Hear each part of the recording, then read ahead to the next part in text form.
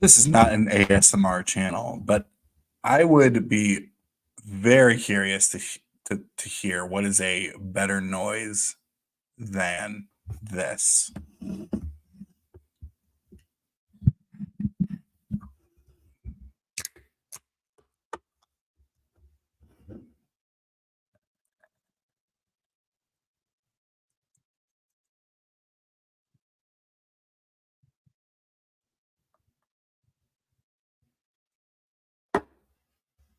That's right, I had to do it. Cracking open a beer. Hey, happy Saturday to the people out there. Happy Holy Saturday for those who celebrate. No disrespect meant by the caption or the video description. It's an interesting thing. Tim, got back at you, man. Haven't seen you in a while, Tim. It's been a while, but good to see you here, my friend. Hope you're doing well. AZ Mick, hey man, good to see. I haven't seen you in a while either. But man, it's just good to see you here. It's a good time. Richard, always a pleasure, my friend. Hope you're doing well. Hope you're doing well down there. And man, yeah, there's nothing like beer o'clock. It is the best kind of time. And my favorite person ever, Carly. Flappy Saturday. Hope it's been flapping for you, and we'll continue to flap into the rest of the weekend. Well, this is an interesting time, people, because I'm on a stream. I'm by myself. These things always go interesting because sometimes it just ends up tragically, and other times it ends up kind of fun. And so I got some records to show based on a video that's uploading right now. Richard, depending on you here, because you are a musical sort of, I think we have very similar musical tastes, but the video will be uploaded here in probably about a half hour or so because I'm using all the internet by streaming, so it's not uploading very well. Now you're speaking the Michigan language, man, and as you tell me, it's about the vanilla or the spice. Help me, remind me. Is it about the vanilla or the spice? I can't remember with Verner's, but for those, I will say this: for those out there that drink like Canada Dry ginger, you do not know what you're missing. You need to drink Verner's, and that's how it is.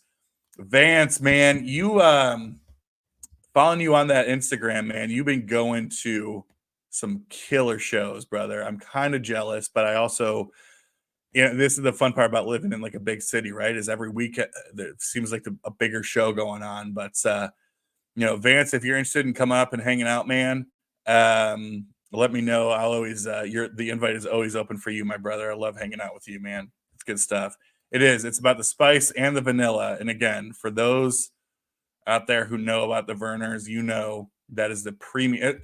It's not ginger ale. It's its own thing. That's the thing. People mess up when they talk about Verners. They think it's a form of ginger ale, but it's really a form of its own thing. Mike, thanks for being here, man. Glad you're here. It's good to see you. Hope you're doing well out there. It's interesting. It's Saturday, and there's not a whole lot of vinyl stuff on YouTube on Saturdays. It's like the free day. There's a lot on Friday. There's a ton on Friday. There's some stuff on Thursday. I do my stuff over on Rob's channel on Wednesday. There's a Tuesday night. I mean, it's like every night is typically pretty programmed except for Saturday. So, I recognize that, and all things considered, I kind of like it. I cannot lie to you all. So, I have Sam's my favorite guy. Sam, I just hope that not only is my physical imprint in your couch still, but I hope my emotional imprint is all over your apartment, man. I hope you're just finding, just signs of me everywhere. That place. That sounds messy. Sam, I love you, brother, man. I hope you're having a great day. And so, yeah, you know what? You make a great point here, Mike. Yeah, it's we're what, 3 weeks out? Yeah, shit. I guess it is 3 weeks from today, right? It's 420. So, there's some good stuff out there, and so they're starting to get the stuff, and I'm excited, but I also my wallet's not. Um, and so, I'm really excited for it. I was gonna say, Sam, that's not the only thing making you choke. All right, you better take that. You down there in chili dog world, so I get it. Um, Jason, man, how are you, my brother? I hope you're doing well. Hope that workout treated you well earlier. You and I had a hot date earlier, but you know what? I get it, man. I get it. Sometimes it's just not worth it. And I've been on the other end of that so many times. Listen, I want to tell you this to your face, Jason. I'm going to look directly into the camera when I'm telling you this. I need you to not feel bad about anything because my heart has been broken by so many women in this world that you are no different. And I say that with all the love in the world. Yeah. There was we left 3. Sam, I don't know if you saw the comment on my community post. Yeah, about the PBR picture, which got a lot of traction. That probably my most popular video ever was a picture of just the PBRs we drank, and I somebody commented like, "Oh, a case between 2 people? That's nothing." Like, see Wade Boggs, and I think I just didn't know how to comment, so I said something along the lines of like, "Yeah, but we're lightweights." Just kidding. I'm fat as fuck. So, there is that. No, I love you, Jason. You're the best, man. Mark, hey, I appreciate that, man. I don't jump up on streams a lot, but I'm just trying to pimp some stuff out, to be honest with you. Like the contest, it's not a contest. The whatever free giveaway on my channel ends on Monday. And so I'm just trying to get some more words out there and or just get the word out there about it and hopefully get some more people to watch, which I have a handful of more people watch, which is great. I just that's one of the labels, and I have an upcoming interview that I was alluding to. That I truly believe that record that I was talking about just needs to be in the hands of anybody. So, listen, I hope if there's anything that ends up on my tombstone, I want it to say this. I gotta tell you, that's the nicest thing anybody could ever say to me, is that. So I appreciate you. I don't need monetized. I don't need money. I don't need people to become a member. God, please, I am not starting a Patreon. Could you imagine if hold on.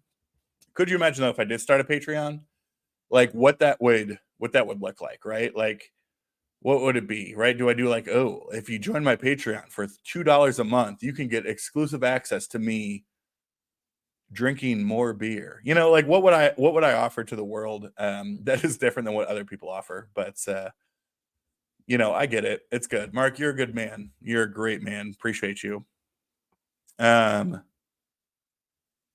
Yeah, is that like a dog thing, Sam?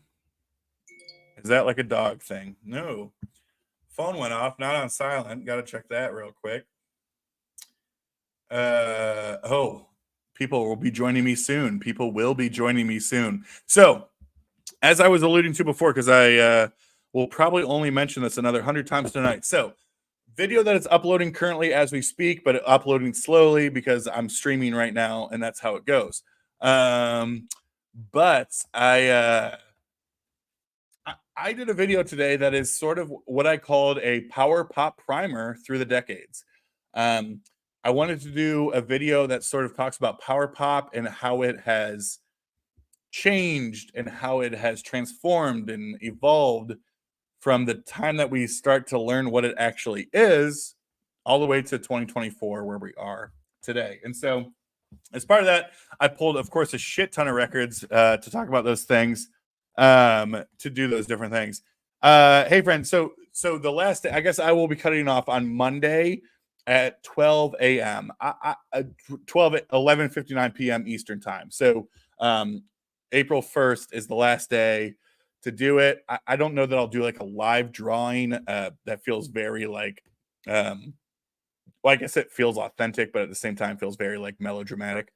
But yeah, that will happen on Monday night. So if there's 15 people watching, love all of you people so much. If you have not done so, my interview with Terry Cole, owner of Coal Mine Records and Plaid Room Records, you don't even have to watch the interview. I'm not going to make you sit there and suffer through an hour of me blabbing and him, doing the thing. You just have to leave a comment about what you would buy if you had a gift card. So it's a $50 gift card, and it's going to be great. So yeah, there you go. That's a good point. That's a great point. I'm still working on the sponsorship, Richard. There it is. So for the people out there, I know you all are fans of this, and I'm curious because everybody's got a different interpretation of this. But I mentioned this, the whole power pop thing as we know it was coined, the phrase was coined by Pete Townsend, right? And who else but then Pete Townsend for coining anything, right? He's the ultimate sort of rock star. I always think, when I think about Pete Townsend, I think about the line in Almost Famous, which is my favorite movie of all time, where he's interviewing the lead singer played by what's his name? Jason Lee, and says, like, how do you define rock and roll? And he's like, nobody can define rock and roll. Well, maybe Pete Townsend can define rock and roll, right? So power pop began British invasion. And it's interesting because British invasion, you obviously associate, the Beatles started everything. We know this, right? And then you have, bands like the Animals. On the Animals power pop, I don't know. What's interesting is probably the second biggest band. I would struggle to say that the Stones had any power pop, right? Because they're coming from a blues background, right? I mean, that was kind of the point that I was getting at. I didn't show any Stones records, even though the British invasion, they are coming from that again, that sort of bluesy background. But to me, and sure, I have Please Me back here. Everything started with the Beatles, ends with the Beatles. But I think to me, maybe the first power pop record and what really defined it, and I'm curious what the professionals out there think, is the debut from the Kinks. Oh, hey, Sam, just saw your message there. Yeah, I didn't mention Dave Clark 5. I don't have any Dave Clark 5. So the reason I'm going with this, right, there's this, I don't know if it's a rumor. The alleged history is that, Dave Davies, or in the Kinks, created, quote unquote, or popularized the power chord, right?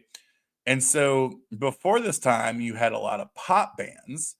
And then, a little bit later, you had some garage bands that sort of represented the power aspect. But to me, you could argue, and again, this was the US version. I think in the UK, it was just called the Kinks. For the label nerds out there, that's that We Love a Steamboat. We Love a Steamboat tricolor reprise.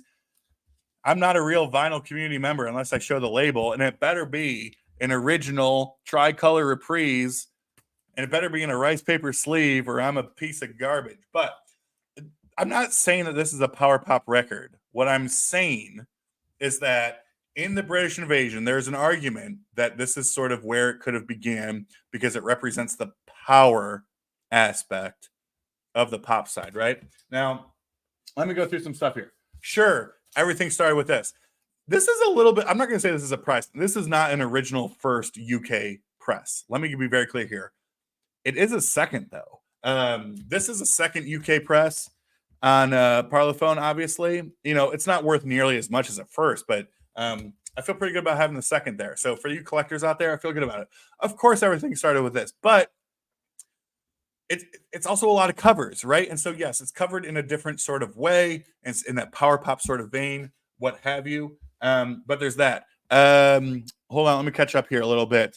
1,000%. Yeah, I pre-ordered that Coal Mine exclusive, which I think they're about to sell out if they haven't. I know they just posted on Instagram that they're about to sell out of that. I'm really looking forward to that. What I've heard from Karate Boogaloo, I'm all in. It sounds freaking great.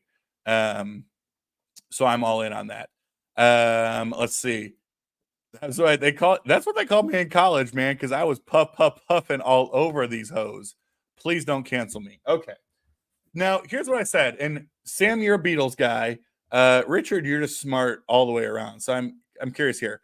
But I wanted to talk about the Beatles.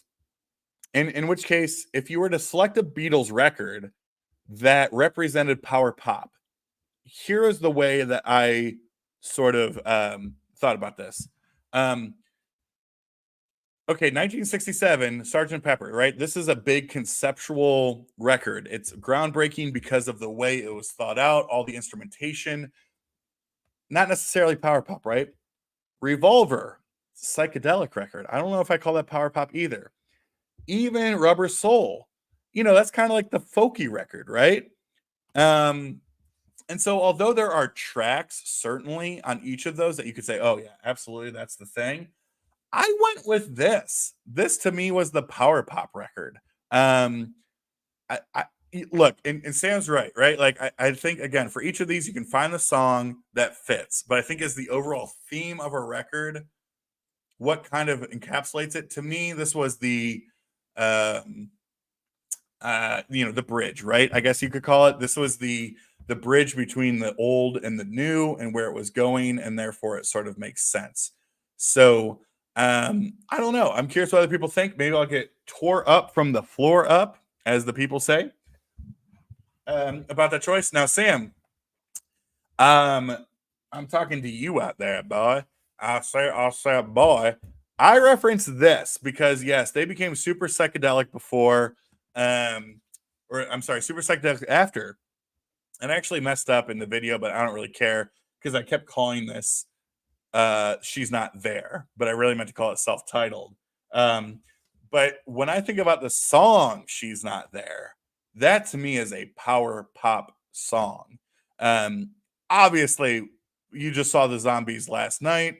Odyssey and Oracle is kind of like a psychedelic pop classic, but to me, this is when they're sort of in their beat R&B type days. I think specifically the main single here, She's Not There. Now, for all the label nerds out there, this is an original mono on Parrot. Um, so there's that. But I would I would say this is more um power pop than anything that the Stones did, right? Like for sure. But we don't talk the Zombies aren't really said enough in that way. Sam, I'm curious for your thoughts on that, if you agree or if you want me to go and fly a kite. Um, never got into psychedelic stuff until I saw Monophonics. Hooked after that. Kelly Finnegan a week ago, and he signed all. Man, I said that like Kelly to me, Kelly Finnegan is a freaking.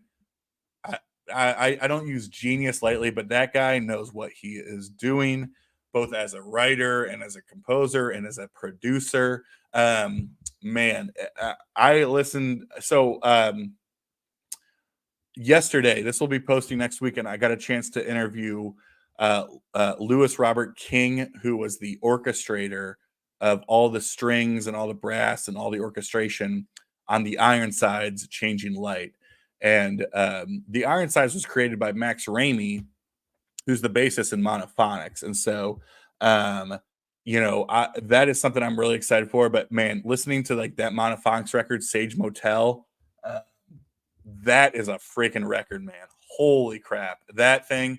And if you're interested in the orchestration bit, if you're a Monofox fan, Sage Motel, the song The Shape of My Teardrops, I think it's called, the orchestration that's on that track is the same orchestral director that's on all the Ironsides Changing Light stuff. So there's that. Yeah, Monkeys you could totally in there. Now, I didn't include Monkeys or Beach Boys. Not to say that they're the same, right? But I wonder to the extent that there's the power influence, right? I don't know if that makes sense. But to me, I was like, well, of course, the Beach Boys are a huge influence, right? I bring up the Lemon Twigs later, and obviously they're a huge influence. But to me, I never got the power of the power pop, which I think comes again thinking about British invasion stuff more from that beat R&B type of rock and roll vibe. Curious, Mark, what you ordered Zombies wise. I know Sam's a fan of their most recent record, right? They released one last year, the year before, something like that. And so, yeah, good stuff. Let's see here. Marcus says, I think A Hard Day's Night can even be more early trace power pop. The album, The Beatles, may give my vote.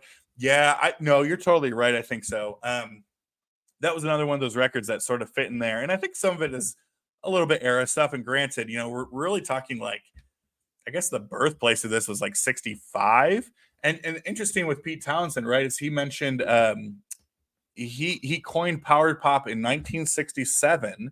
as a way to describe what was going on with the Who at the time.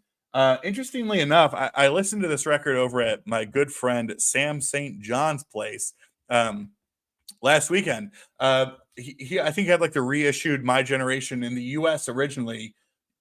You couldn't get My Generation; you had to get the Who sings My Generation on Decca. But stuff like this was like 1,000% power pop, proto power pop, whatever you say. Like 65 really was that time that we were starting to, what I would say, it's marrying the power chord with the harmonies, right? Like, I don't know. That's what I keep going on with is this power chord that emphasizes the power, and then these harmonies, these melodies with the pop. But when he said in 67, when he was talking about power pop and coining it, this was 67. Now, I think what's fascinating about this is that the Who Sell Out from 67, it's a conceptual record. I mean, it's a concept album. There's all this infomercial shit, these these fake commercials, all these different things. But the actual songs themselves are 1,000%, I would say, like power poppy, right? Interesting. A year or two later, he's doing Tommy, these grandiose sort of rock opera things. If you take out sort of the fake commercials and all that kind of stuff, which I like in the conceptual side, musically, it makes sense why Pete would say that this was not the originator, but sort of defined power pop as a genre. All right, let's see through these comments. The people ripping me apart. Hey, Scott, good to see you, my friend. Scott, if you are free this evening and you want to join and hang out and have some fun, let me know. We'll get you a link over there. Always a good time hanging out with you. And it was great seeing you this morning, my friend. Really appreciate it. There it is. That's it. You're right, Richard. That's what we're just talking about, man. To me, Cheap Trick comes to mind when I think of power pop. Obviously, they come later than Beatles, Kinks, and The Move. Oh, man, The Move was a great that's a great reference. I did not include them in my video, but that's a great point, right? So it's like The Move, they fall into like this genre they call like Baroque pop, right? What the fuck? What is Baroque pop? This I guess classically Baroque influenced, but that's a great point there on The Move. I love that. And yeah, I talked heavily about Cheap Trick. My whole kind of video idea was like, okay, if we start at the mid 60s and British invasion and go through the decades, who are those artists? And obviously Cheap Trick, man, that late 70s, they absolutely owned it, right? Okay, fair.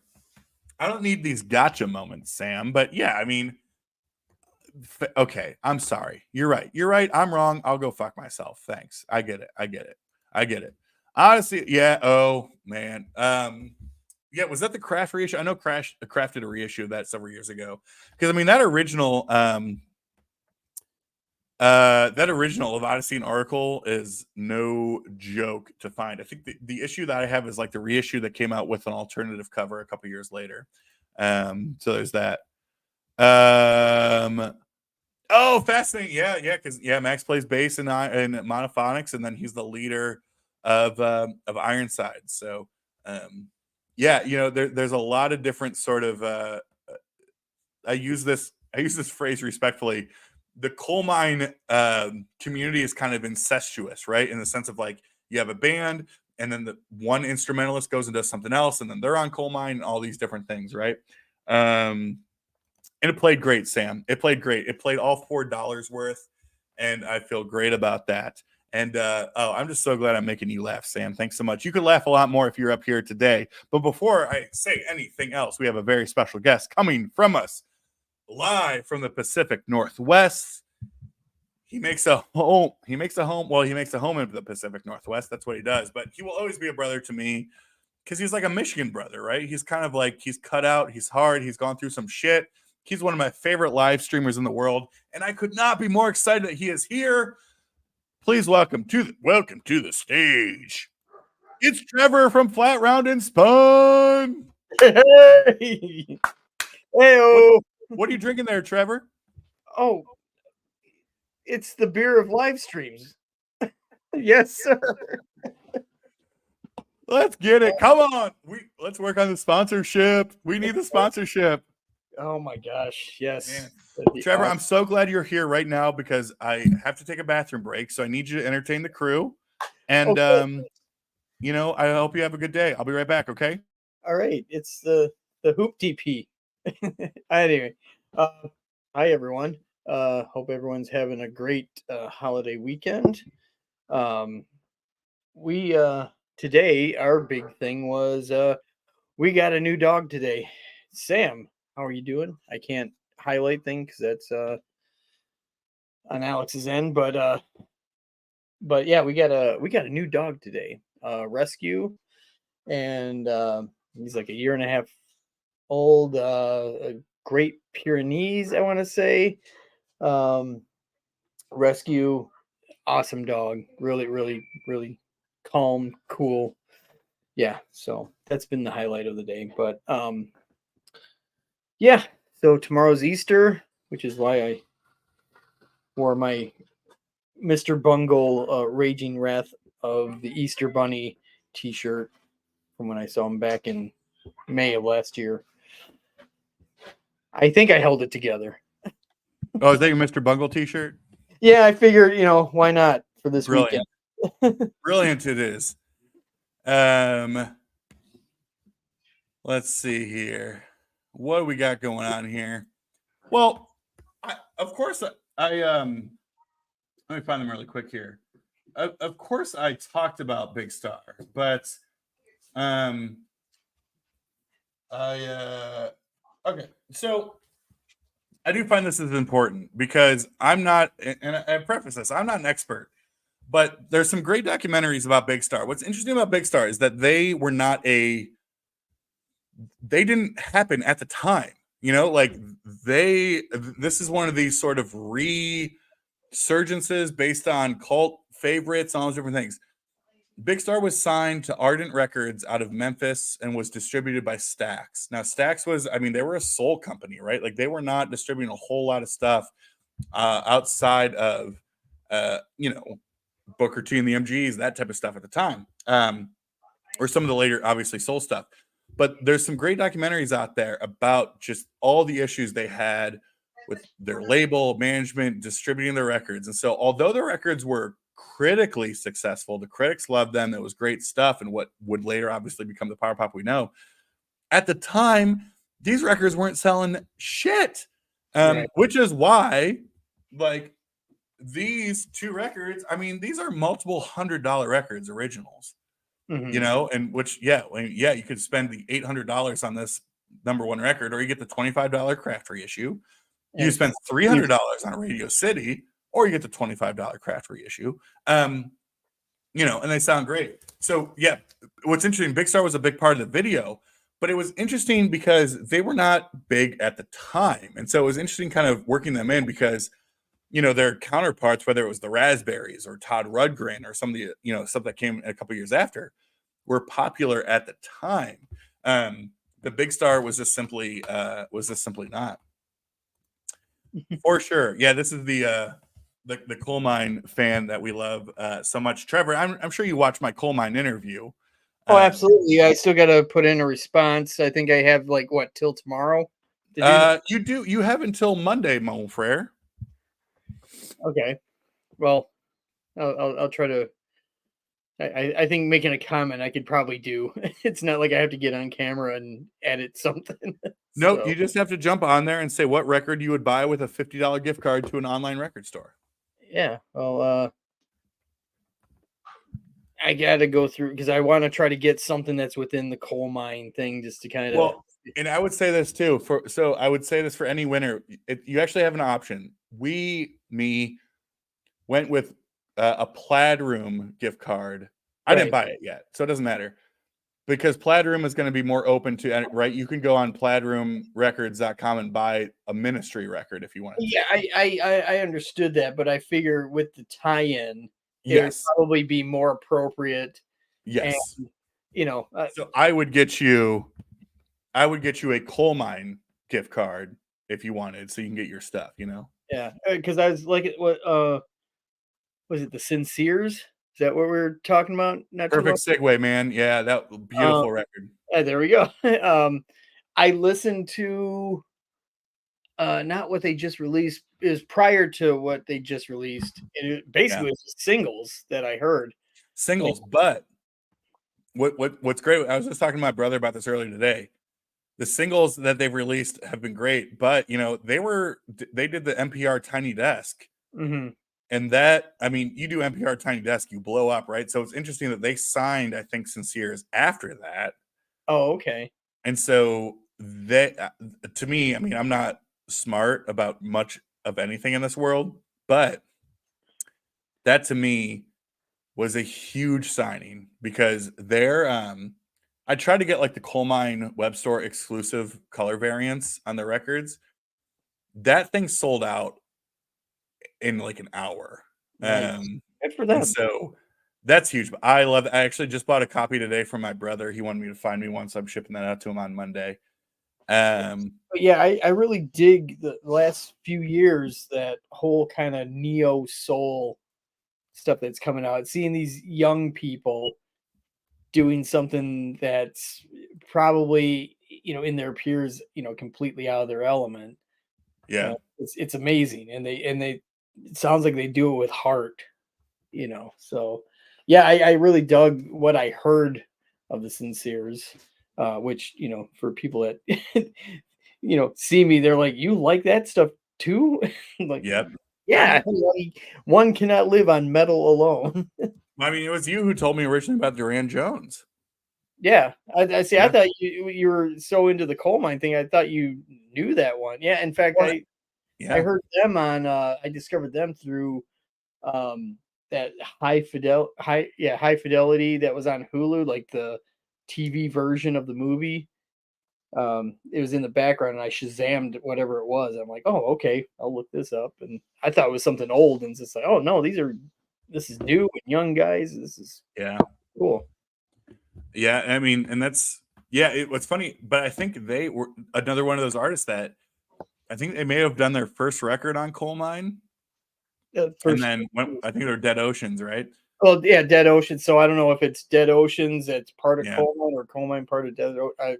Yeah. So any of those artists, because there's a handful of them that, we talked a little bit about that. What was funny, and I'll say there was a bit of the interview that I edited out because I didn't feel he didn't care. I put this out there. Terry was like, "You can leave it all in. I don't give a fuck." Right. But I was like, I just don't want to. But like, there was a little bit more background on like the Black Pumas and that relationship, and Duran Jones and Neil Francis and some of these artists that started on Coal Mine or Karma Chief and then went and did something else, and what that relationship looks like now. But he spent a lot of time talking about Coal Mine's relationship with Dead Oceans. And Okay. so when you buy a Duran Jones record, it has the logo Dead Oceans and Coal Mine Records, both of those. Yeah. And they play off of each other a lot. So Well, it's kind of like back in, my world, like you get these the early pressings of like, say, something like Master of Puppets. yep. Yeah, it's on Elektra. But if you look real close, because it's super tiny, Was it Megaforce? there's a Megaforce on Yep. it also. So, Yep. a point for Elektra is a point for Megaforce too. So, Yep. Mike, Trevor might have a better. I downloaded it and was going to listen to it on a flight and didn't get to it. I've not actually listened to, besides a couple of singles, I've not listened to Invincible Shield. I've heard it. I haven't listened to it. There's a difference, There's it's a like difference. I've had it on, and enough for me to go back and check it out again. Yeah. It's just nowadays, it's so hard to keep up with everything. Yeah. I have a hard time digesting albums like I used to when, I was a kid and a teenager. Yep. So, Now, I mean, Trevor, you probably noticed that me and Gary over at Physical Format Rock and Roll went and saw KK's Priest yes, a couple weekends ago. Man, what a show! I bet.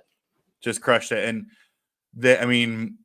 what was funny is that, first of all, and arguably most importantly, Ripper sounds fucking amazing. Just Yeah. insane. I've always said he's a good singer. Yeah. Yeah, actually, in fact, hold on one second. Hold that thought. But yeah, I did catch them once, Priest with Ripper once. It was a fun show, especially for the fact it was free. So Well, that that helps, right? yeah. Plus, I need to get this framed a big time. Kind of forgot I bought it, but that looks like it's a nice heavy stock. Sweet, signed by everybody. nice. Yeah, you got KK there. It's probably hard to see, but yeah, I mean, interesting. KK's Priest was not selling vinyl at their table, which is fine, whatever. But I mean, they killed it. I mean, they were awesome. But I actually really like that record. It's cheesy. It represents everything of like heavy metal sort of stereotypes or whatever. But yeah, I'm sure I haven't listened to it. I heard a couple tracks off it. Actually, I think I only heard a couple tracks off the first one. Yeah, and yeah, it's cliche, but yeah, it's like the song titles are what, like Demons at the Gate, and that kind of stuff. The only gripe I have, it's just like there are some titles that are like play off of other like Judas Priest songs. Yeah. Whatever, But the set was great. I mean, they played obviously a lot of like their stuff, but they went deep into the Priest catalog too. So yeah, I was my two favorite Priest songs are Beyond the Realms of Death and Victim of Changes, and they played both of them. Nice. So I could not have been happier. But before we go any further, people, I gotta catch up with some comments. We have a very special guest. It might be his first time on the Beer and Vinyl YouTube show. I cannot believe he is here. He is my brother. He is your brother. Trevor, he's your brother too. I can't wait for you to meet him. I hope I'm there as well in July. He's one of my favorite people in the entire fucking world. I got no problem saying it. Give it up for Gambler 812. It's Anthony. What's up, boys? Trev, Alex. Here we go. There we go. What are we drinking? What are we smoking? What we got going on, my brother? It looks like it's going to be a long night with us three. Holy fuck. Cheers to that. We got bourbon. My man. Always a cigar. What's going on? We're just ripping it. You were talking though, Ant, that you got ventilators all up in that place, right? Like the airflow through there. Whew. Yeah, I got one on each side. Can I stay at your place? Buddy, I would love to have you here. I would love to have the whole VC here. Man. Doors always open for you guys. As Sam St. John can attest to, I'm a great guest. You sure I just leave a bit of a physical imprint in the pull-out couch. Dude, but I like to think it's me leaving my plate, Alex, doing my thing. really hope that you do make the trip, dude. Yeah. I really do. I was telling Trevor, Trevor and I have been going back and forth. I have full intentions of, for reasons unknown. Like the flight costs from Columbus to Boston right now is ridiculous. I'll take care of you, dude. Oh, okay. I already, dude, I'm being 100%. I will take care of you, dude. Trust me when I tell you. Don't ever be afraid to ask me for anything, dude. It's not an issue. What about a hand dribber? Can I get a hand dribber? I'll leave that to someone else. Come on, to get you in Boston, dude, it would be my pleasure. Oh man, you're the best, brother. I'm so glad you're here. And I'm not bullshitting you, dude. I'm 47, grown ass man. I don't lie. If I can get you here, dude, it's a pleasure, dude. I would love to meet you. Man, I'll walk my ass there. That just sold it for me, man. I'm getting there. You miss out on. I will get there in some way. Just going down Purchase Street, all of us heading down, dude. I would hate for you not to be there. Oh man, I'm there, 1,000%. I got to catch up on some stuff here. Hold on one second, Scott. You're the best. You don't need to justify us. I love Iron Wine though. Iron Wine's great. That's good stuff. I fully support that. Trevor's got a nice snake. Is that like a tube? Is that the what was the ZZ Top? Is that Tube Snake Boogie? Tube steak boot. No, That's right. Oh, it's the Killer. Okay, it's the Killer. That's right. It's- There it is. He followed up, and a nice record behind you too. What's up, Sam St. John, my boy? I mean, Mike, I think that was. I think this was the documentary I was referring to, where they go into full in depth. I think that was the one. Beautiful, beautiful documentary. Oh, come on, Mark. I love that. And I will say too, you know, I'm not gonna say I get kickbacks on any of these things, but I will say maybe it was just complete luck or a fluke, but the last couple of records or purchases I made from Coal Mine have come with like an additional little gift in there, like a little like trinket, like a little like not trinket. Trinket sounds terrible, but like they've thrown in a couple of like really cool collectible like 7 inches and stuff like that. That's been really cool. nice. That's good business. That's great stuff. I'm glad. I'm guessing this is about that Karate Boogaloo. I think they sound great, man. You know, here's the thing with Silk Sonic. I will say I have the utmost respect for Bruno Mars. You know, he's not exactly musically like what I'm like. It's pop stuff to me, but that man can perform and he can play, and he plays a lot of different instruments. Yeah, that's good stuff. Well, you know, and Sam, if you watched the interview, you'd know that Black Puma's debut was supposed to be Karma Chief Records 12,001. That was supposed to be the first Karma Chief Records release, was Black Puma's. I love Leon Bridges, by the way. I got all 3 of his albums. They're great. Yeah, all in on Black Puma's. Duran Jones. Aaron Frazier's great. Man, all good stuff here. We will dig it. 5 in the country right now. KK's pretty. We're all good things. Oh, good stuff. Yeah. I have to check into that. I've checked into Jalen Naganda. Yeah, that looks good. Heard that name. Right on, says Jason. What does that mean? I've heard a lot of good stuff about that Black Pumas album. A lot of people are digging it. Oh, the first one or the new one? The newest one. Honestly, I haven't heard it. I know it's been out for quite a while. And you can buy it on Amazon for like $11, Trevor. Oh, really? So yeah, the first one, good. It's good. Look at that, Sam calling you out there, Anthony. Sam's my boy. I want to get Sam up here too. We all want Sam up here. Sam's got the invite in his inbox. He's got a lot going on. You know what I mean? It's Saturday night. I know. But here's the thing. Done.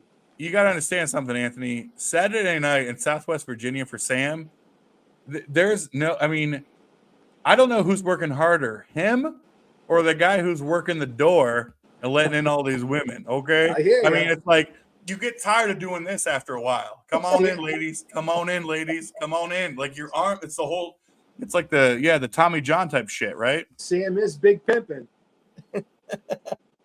Sorry, Jason, that's $11 US. For you, probably about $75 Canadian. Yeah. Plus shipping, yeah. That's good stuff. Yeah, Black Pumas is yeah, it's great. I gotta check it out. Yeah, it's good. It's solid. I mean, I think their first album just blew up and won all these Grammys and stuff, so I think people are leaning towards that. But to me, that's a great second record for sure. Oh man, Anthony, I wanted to spend some time talking about you, my man. What's been going on with you? Let's get you big, baby girl. What you got going on up there? Nothing, dude. Family. My wife's family was in from Canada today, so just spent some time with them. You got family from Canada too? Oh, my in-laws, yeah. Shit, you and Mike MGK Boston are the same people, aren't you? Well, MGK. Once you mention Canada, MGK thinks he knows them. So, but there was Italians, right? They actually. It's funny though. I did ask my wife's aunt about the area where Mike is from, and she did know. She knew exactly. He sent me a picture to show her, and she knew exactly where he was. Mike knows his shit. He really does. He knows all about Canada and everything else. He really does. But other than that, dude, nothing. Just chilling out, trying to have a few hours fun time here with you boys. How was that margarita? It was good, dude. It's sort of out of my wheelhouse. I wanted to change it up, so I went with a coconut margarita. A mag, huh?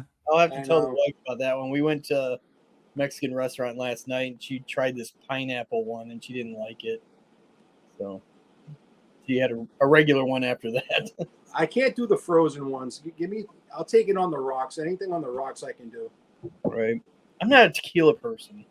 Dude, it's I not do- that I had a bad experience. I just I don't. had a horrible flavor. experience. I You do know like who's the- Casamigos. Casamigos is good.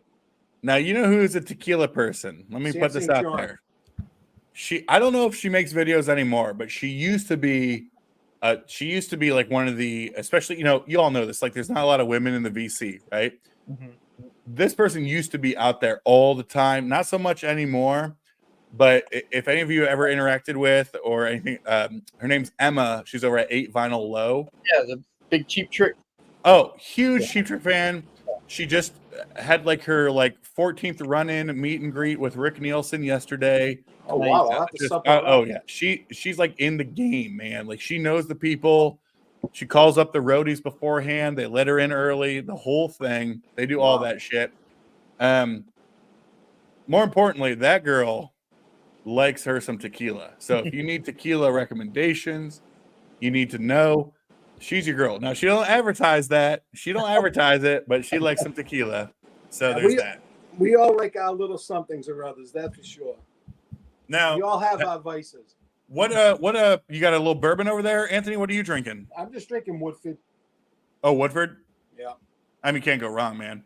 No, dude, it's like old reliable. I have so many bottles open that I'm just trying to, polish off, free up some space. Yeah. So you're purging that too. Bingo. Trevor, you're a smart man. Yeah. Yeah, I have Come my. on, I'm not the only one who does that, though. You have to admit, you must do that with vinyl, right? Oh, look, so-and-so's showing up record. Damn, I need that record. Boom, and you go buy it, and you buy it, you enjoy it, you listen to it, and then it just sits on the shelf.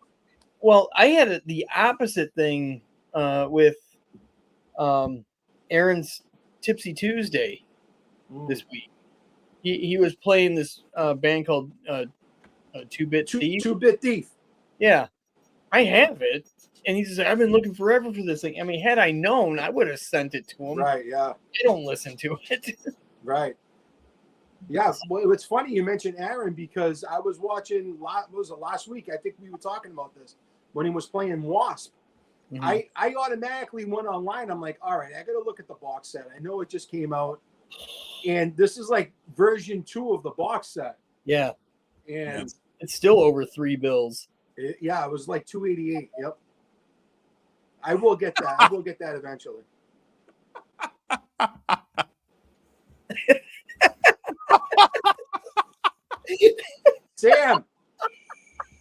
Sam, we don't talk business at the table. No, man, it's after hours, bro.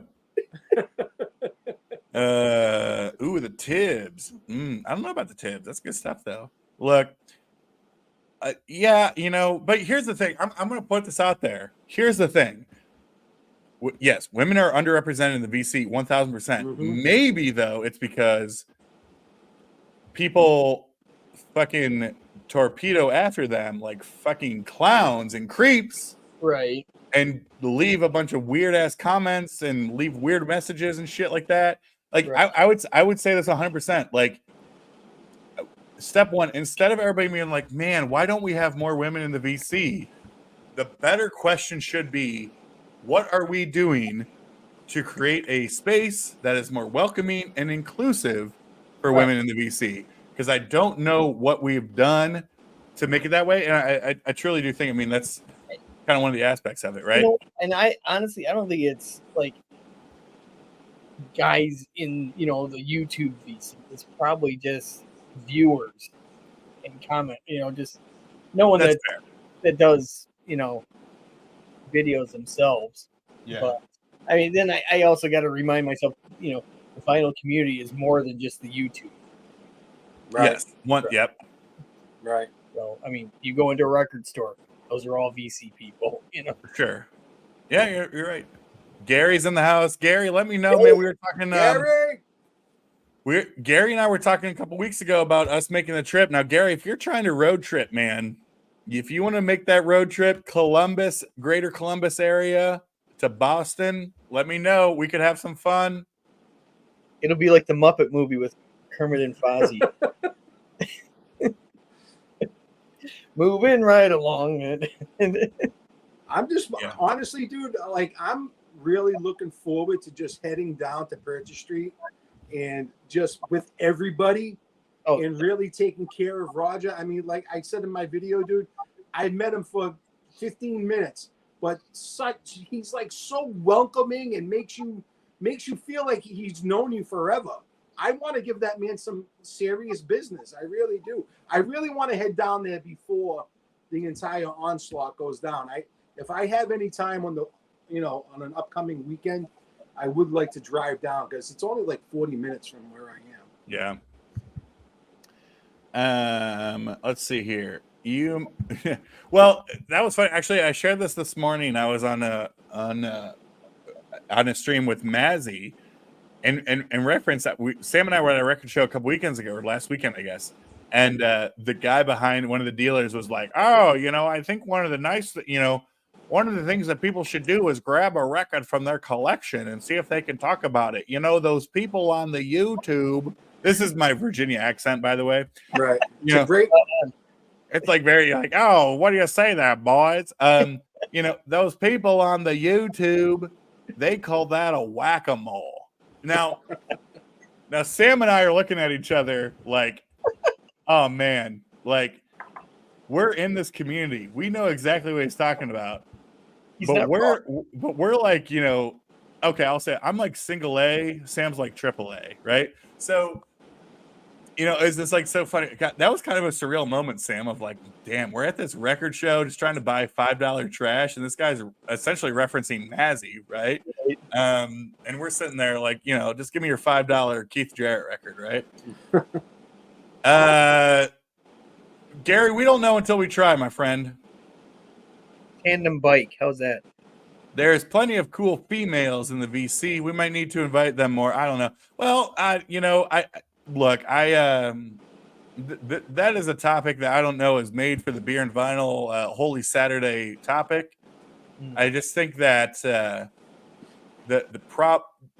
this is a complex issue all the way around. I just think that men overall need to do a better job of not being fucking creeps all the time. That's all I'll say with it. But there's that. You know what though, Alex, you're 100% right, but like we all throw ourselves out there. We really do. I mean, we're all out there. Personalities clash. I get it, but it is what it is. I mean, half the time, if the people making rude comments or anything else, number one, they don't have a channel, and what are you supposed to do with something like that? I mean, yeah, you're right. If they can't get in front of a camera, I mean, it is what it sort of speaks for itself, no? I mean, the best retaliation is doing nothing. Don't feed into it. Right. Give them any satisfaction. Unfortunately, you're going to run into that no matter where you go. You go to the grocery store, you're going to run into that. It is what it is. Just welcome it with open arms and move on. But, when it comes to comments, if it's just rude or just not good, just ignore it. That's the best thing. Or I guess I never have done it, but I guess you can delete and block those people too. So, but I think I don't disagree with you. My point is, and this is probably going to make me feel, this is going to make me look like a, one of these hippy dippies. But like, us three don't know what that's like, right? Like, it's great. It's easy for us to be like, oh, just ignore it, or like that sort of thing. But the truth is that we don't know what that's, is going on. So, yeah, that's real. Let's see here. We got some stuff going on here. I did sound like I was from the Prohibition era. You're right. You know about that, Southwest Virginia, for sure. FEA's in the house. Hey, man. Good to see you. That's good stuff. Let's see. William, Puppy Mile. Hey, just stop by Trevor and Alex. Got the spins way too much trolling from. Oh, hey. Well, thanks for calling me cool. Peace, man. Peace to you as well, brother. Thanks, William. Cheers. All good stuff. Trevor, how was Olwas's first night? He's doing well, which is why I'm actually here. I told Alex when he said he was going to be doing this tonight. You know, I was unsure of how things were going to be going, but you know. Sorry to interrupt. I just want to give a sincere congratulations to my boy up about 50 miles northwest of me. Okay. Scott over at the Prague Corner. Congratulations, Scott. Sincerest on 9,000 subscribers. Wow. You have Cheers. without a doubt positioned yourself as the Prague Corner, if you will, of the YouTube. I could not be happier for you, my friend. And let me also say this, Scott.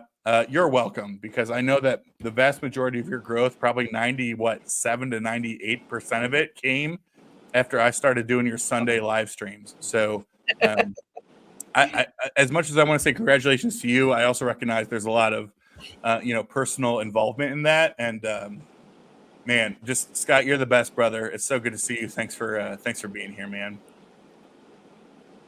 Trolling. We're not talking about it. Correct. Yeah, he's up there in Bell Fountain, Gary. Up there in that same place, man. Yeah, that's good stuff. You guys have any new pickups at all? Thank you, Scott. I love you, man. Let's see. Pickups. Let's see. I know of one. Harry! Sorry, I keep interrupting you. Harry, it's always good to see you, my friend. Harry, if you have any interest in coming up here, my man, let me know. Would love to get you up here. You're the best. We live like just a couple miles away from each other. Yep. Funny. Peace, William. Thanks, man. Let me look here. What are my most recent? Actually, one. Right there at the beginning. Anthony, do you like Typo Negative? Yeah, absolutely. Okay, this is pre-Typo Negative. This is Carnivore. Okay. Yeah, this is Pete Steele before Typo Negative. They did 2 albums. This is the second Pete one. was a beast. Yeah. It's more like New York hardcore than straight up metal. It's faster. And everything dies. Yes. The first time I heard Typo Negative was on that I Know What You Did Last Summer soundtrack. They covered Summer Breeze. Yeah, that was on Bloody. Was the first time I heard them. I'm like, wow, who is this band? Yeah. Good stuff. Talk about that's another dude with like throw him and Trent Reznor in a room, and the bad relationships just come out right through the lyrics. You know that Trent Reznor, he's from the great state of Ohio. I thought he was from Pennsylvania originally, but let me rephrase that. Ohio claims 9 Inch Nails. Yeah. So. Yeah, because I think whatever studio he was working at, and then his off hours, he was like putting together pretty hate machine. I gotta dig that out sometime. I haven't listened to that forever. Okay, Alex, working the phone. I know. Well, I got a lot of there's you're a lot popular. going on. I got people texting me about coming up on here. I got people texting me about some deals I'm working on. Dude, if you want to get other people on, I'll jump off in a few. Oh, sir. I got like the upgrade account. I can fit 10 of you hoes on here. Okay. So is that, well, Anthony, this might have been before you jumped on. I got to check where this video is at. I started uploading video about 2 hours ago, but I've been streaming, so it's not doing anything. It's at 61% uploaded, but I'm uploading a video currently on Power Pop. So nice. Kind of calling it a Power Pop primer. We love alliteration around here. Through the decades, so kind of walking through some different Power Pop from the 60s all the way to today. Wow. It's like a 25-minute video. So I'm looking forward to it getting maybe like 130 views and some good stuff there. It's going to be great. And especially Harry, when you're streaming and you're taking up all the damn bandwidth, and it takes it's like, Jesus Christ. But yeah, that's kind of it. Actually, I will say this: when I was at Sam St. John, say what you want about Southwest Virginia, but apparently these fucks down there got the best damn Wi-Fi this side of the Mississippi, because I recorded like a 15-minute video with that guy and it uploaded in about 3 minutes. And I damn At near, night or during the day? that was during the day. Yeah, I mean, I damn during near the shit day my is the way to britches. do it. So. Nighttime's completely overloaded. Everyone's uploaded. You know, it depends, Richard. You know, it really does depend. I think there is a magic number. I can get up and I think I get up to 10. I would not want to go to 10. My max, I'm not saying ideal, but my max is probably 7. Wow. I think 4 or 5 is a good number. But yeah, that's just my professional, humble opinion. But there's that. Record Store Day. It's coming in 3 weeks, boys. Anything good happening? Dude, I don't like the list. I think I'm the only person in the VC that doesn't like the list. I looked at it when it came out. I'm like, I'm good. Well, it saves you money at least, huh? Yeah, but see, that's I'm my own worst enemy. I say that now, and then as soon as you and Trevor throw an album up, I'm like, I'm gonna be all right. Gotta go get it. Yeah, I only have 3 titles for certain I'm gonna get if they get them in. One is one of those regional ones, so they're like super limited. And it's also a box set that goes for $1.25. So, but I emailed my local record store and see if she can order it. So, because you know those regional ones, especially that price, they're not just going to arbitrarily just order it because it could sit on the shelf for all they know. So I am for certain going to get it if they get it in. It's the band Black Breath. They're kind of a death thrash metal band just north of Seattle, but they did like 3 albums, so I think it's like a 4-disc set that they got going on. So I'm like, Yeah, I will take that. And then I want to get the Duncan Cheek one. So death metal and Duncan Cheek. That's Barely Breathing, right? Yep, that album too. I am barely breathing. I want to point out here, Mike over here, who makes a great point. I say this every year, but like I get it too. Like, let's not forget, Record Store Day is not about the titles. It's not about the releases. It's about going out and supporting the independently, locally owned record store, all that kind of stuff. So there's that. All right, this is for you, Harry, and for you only, because you're the best. No offense to anybody else out there, unless you're, of course, you're cool. Then you can come up too. But like, you know, what I've found is that people have been so over the years, they're just so disenfranchised with the list. And it's like, dude, go out and buy some, you know, it's like there's mom and pop shops around there, like go out and do the thing. And the lists are going to be different for everybody, right? Like what Trevor loves, I might hate, and what Anthony might be okay with. But yeah, there's been plenty of lists where I'm like, yeah, I'm not going. There's no point in it for me. But yeah, I mean, some people have, you know, said snidely in comments, well, I mean, isn't everyday Record Store Day? You know. Oh, fair. I mean, Real quick, all the way from right around the corner from Trevor, let's welcome to the stage the great Harry from Harry's Music Room. What's up, Harry? How are you? How's everybody doing tonight? So good, Harry. How are you, brother? Good. Yeah, this Record Store Day, you know, one day I'm saying I'm not going to do it, and then the next day I'm all worried, be like, what time should I get in line? You know. Yeah. What I've noticed though is that, and look, this is from my city. But the people who get in line early are less of the. I think there's this misconception that the people who line up early are the flippers or the people who just want, you know, that sort of thing. What I've noticed is that the people who get in line early are the old school people who have done Record Store Day forever, and this is their tradition. Yeah. Or they have an item they absolutely have to get. Yeah. Yes, Yeah. but there's been so many times, Harry, that I've, I'll show up at whatever time, and I always go up to the first couple of people and I ask, like, what are you What are you into? getting? Like, what brought you here? And they're like, I'm getting I'm getting the U2 reissue of Boy, and I'm like, that's it? And they're like, yeah, we just love doing this. We do this every year. You know, It's if that was all I wanted, instead Yeah. of wasting my time, I'd pay the extra money and get it on eBay. Yeah, You know. well, I mean, like a couple years ago when they were doing the drops and they were doing it throughout the summer, there's one I did overnight at high voltage that Harry's familiar with. I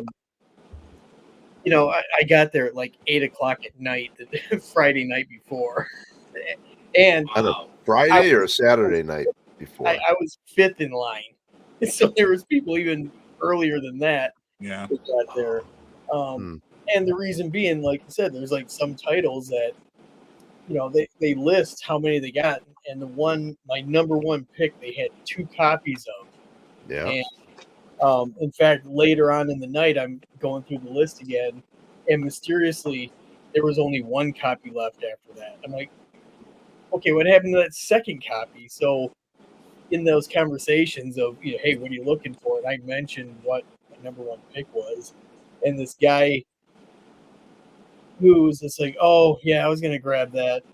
But I could tell that guy was a flipper because I'm like, there is no way this guy's into like New York hardcore.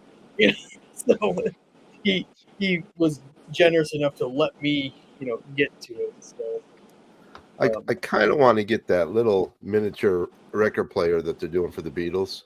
Yeah. And 3 or 4 3-inch records for it. But I went to the local Silver Platters, in Seattle. Yeah. And I said, how many of those are you going to get? So he looked it up on the computer. They've got 3 stores, and they're getting 6 of them for all 3 stores. So 2 each, pretty much. So if you wanted that, you almost would have to be first in line. Right. Because people are going to buy that just to flip. And I'm not going to buy it. If it was there, I'd buy it. If it's not, that's okay. There's enough other titles I want to pick up. So is that where you'd go? Is yeah. Do you go to High Voltage or Atomic Genius? Well, I'm going to Atomic Genius because 1, it's closer. Yeah. And 2, it's not going to be as long of a line. But she doesn't get as many titles, and that's the thing. And I wonder if she knows. If I ask her, if she knew if she was getting things. Yeah. Well, I mean, that's why I emailed Beth a few weeks ago, and in my request of and I know it's not up to her. I mean, she could put it on the request or order. Whether she gets it or not is another story. And she's really good. I wish I supported her more, but I only buy used titles anymore. So yeah. A couple of housekeeping things to sure. Harry, do you know Anthony up there, Gambler 812? I've seen him around. How you doing, Anthony? All right, Harry. Nice to meet you. Trevor, nothing but good words about you, Harry. I mean, tell me a more relaxed, chilled out, mafia-looking motherfucker. Got that cigar going. Got the chain going. on this, the day of his daughter's wedding. Okay, you're gonna make me blush. Congratulations! That explains the cigar. Man, if I could smoke in this apartment, I'd be token up every time with you, Anthony. See, that's along with not only going to MGK's house, along with going to Purchase Street Records. I don't normally do things like this, but I am so looking forward to having a cigar with my boy. Let's go, brother. I'm ready. I might it's even funny talking about record store day. I was nervous as hell 2 years ago. I was in line. I wanted to get the Eric Carr Rockology, and in line ahead of me, there's everybody with Kiss shirts on. So I'm like, I'm screwed. There's no way I'm getting one. And luckily, I got the last one. Damn. I didn't think I was going to make the cut for that. Man. And then I think they did another version last year, didn't they? Or this year? I've lost track. I feel like they're doing some kind of Kiss-related Eric Carr, thing, picture every year. It feels like, right? Yep. It's great. Harry, did you see this? Wanted to give you a chance to reply if you need to. Well, yeah, if it's there when I get up to the counter, I'll get one. But I doubt it'll be there. Although there's not a lot of people willing to spend $180 for that. I think, even if they want to flip it, how much are they going to? I don't know. It'll probably double in value in a week. Well, I'll say this: Bowie. Gotta go with Bowie. Look, I'll support anybody who jumps off the drinking train for sure. But Monster, I mean, that's a different. With alcohol, you're talking about a depressant, right? And then Monster, you're talking about a stimulant. So we're talking two different drugs, my man. I can't handle those energy. I've never had. Yeah, what are you drinking over there, Harry? Diet Coke. You And maybe a son- Mac and Jack in a little while. a Yes. Diet Coke. Yes, Mac and Jack's my. I'm gonna see if I can actually bring some Mac and Jack in my carry-on, or no, I'm not doing carry-on. Maybe I'll Well, you won't be able to carry it on. You have to check it, but no, I'm not doing check bags, but no, I might have it shipped out to MGK's house. Mac and Jack is a local beer here that's awesome. Yeah, it's about the only one I like, really. Steve, And maybe a Blue Moon. I'll mention Steve's probably in bed shirtless by now, but I appreciate you being here, my friend. I really do. Yeah, I mean, for Beatles people, they'll buy it. It's like that's their thing, right? And I don't need that. That if I got that, it would just sit on a shelf but, somewhere. So Harry, I don't what really. do you need, man? You don't need anything. Your whole room is shit you don't need. I need those 2 Zoetrope George Harrison titles. Oh, do you? Then I want the Monkeys mono, Birds, the Bees, and the Monkeys. Really? Okay. Yeah. And then I want the Neil Young Fucking Up. So that's just gonna. I'm guessing that's just gonna be like a color variant, right? Because that's a new. I have no idea. I'll know when I when I see it. And I want the the Yardbirds, the B-sides. The thing I like about Silver Platters is they'll come out and hand everybody a list with check mark, and you go through and you check the items you want, and they take them inside. And it's like buying, it's like ordering sushi, man. That's good. Yeah.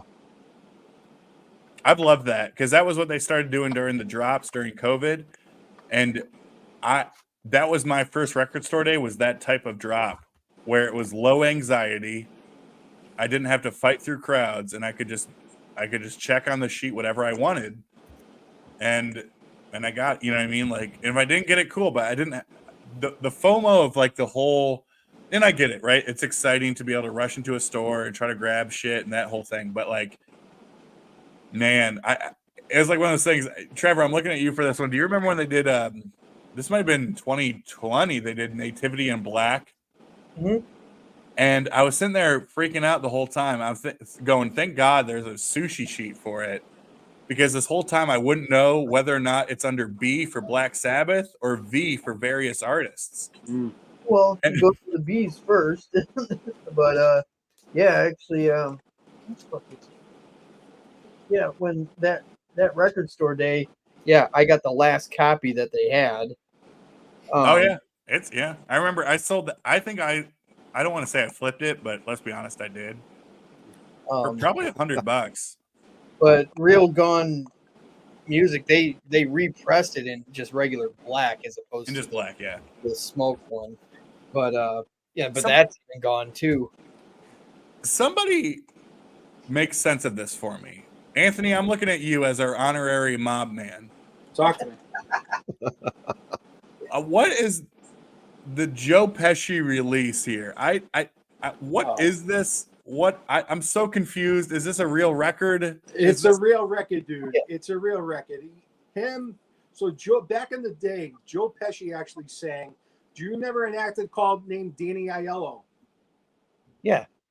Danny Aiello is another actor. He also did lounge singing, and he also has an album out. He's passed on now, but Danny Aiello is another one, and I don't know if they're just looking for a quick payday or whatever. But let me ask you three a question. Does anybody see a stall on the horizon as far as vinyl, or do you just think it's going to continue? to go where. Well, I it don't is. know if it's going to grow, but I don't think it'll ever drop off. Yeah, you think it's? I mean, I think it's back for good too. Yeah. Yeah. I mean, You people know, are shelling out. Big we've talked dough. about this on some other streams, but during COVID, everybody bought guitars. So right now, people are dumping guitars. This is, if you want to Yeah. buy, now's the time to buy. Yeah. But I don't think we're ever going to get to. You might get to that point with a few titles that people bought during COVID, but for the most part, I think people are going to hang on to their records. Yeah, I Yeah. think a lot of people. Well, I'll say this for myself. I never owned a record prior to June of 2020. Because that was, like so many other people, it was the COVID hobby, right? Like I was like, I'm home alone. I don't got shit to do, and I bought records. COVID was huge for vinyl records. Yeah. People started diving back into like baseball cards. Everyone just started. They went in their attics. Yeah, Alex, I just sent you one thing that comes to mind with Joe Pesci. He did a duet with Jimmy Scott. Yeah. And it is absolutely gorgeous. So Yeah. I'm sure there's a knee-jerk reaction when they see Joe Pesci on an RSD list. Like, wait, he sings? Is he telling jokes? Funny? Is he? That's the kind of thing that you want a little bit of an oddball thing in there once in a while, you know? Right, but Like the it's Macho Man thing, right? Yeah. Yeah. Well, Macho look Man, at that, how that blew up. Yeah. What's that? The Macho Man. I Randy mean, Savage, everybody yeah. wanted it. The price went way up, and then they reprinted it or repressed it. Of course. Right. But no, but the Joe Pesci thing, I mean, it's a serious deal. It's not like a novelty thing at all. So, Yeah. just a lot of people don't know that he was actually a singer. Yeah, it was. For sure. Yeah, Steve. Trevor, did you see that Uwe got a I won't say near mint, maybe excellent condition mobile fidelity Abbey Road at Atomic Genius for $20? Oh no, I didn't see He put a that. picture of it and sent it to me. He says, I don't think she knew what she had. Okay, yeah. Uwe is our German buddy that lives here in our town. And, He has been going crazy buying records. yeah, and He's in the metal. He's in he's getting all the Australian AC/DC pressings. the classic rock Man. stuff. But this guy, he's got a horseshoe up his ass, and just like he's so like, yeah, I got this one thing. I got it for like 3 magic beans, and Yeah. crazy. When I met him, our wives work together. That's how we know each other. But when I first met him, he didn't even own a record. One year for Christmas, I gave him an Iron Maiden picture disc because he was talking to me once and said he used to have them when he lived in Germany and he sold them all and he wished he had them back. So they came out with a special edition. I bought it, gave it to him for Christmas. I think that kind of got him started again. Wow. Yeah, and that collection is just insane. Well, I mean, Alex, you're relatively new to the game, and you got an insane collection. Well, yes and no, because I don't have. I mean, this is true for my personal life. This is true for my love life. This is true for my expectations of myself. I don't have standards. So, what I mean, it's like I frequent. Boy, you open yourself up there. I sure do. I frequent a lot of like dollar sales and that kind of stuff, and I buy shit where people draw dicks all over the covers of records, and but I'm like, what? But it's in okay shape. It's like I bought a I draw the line there. There was a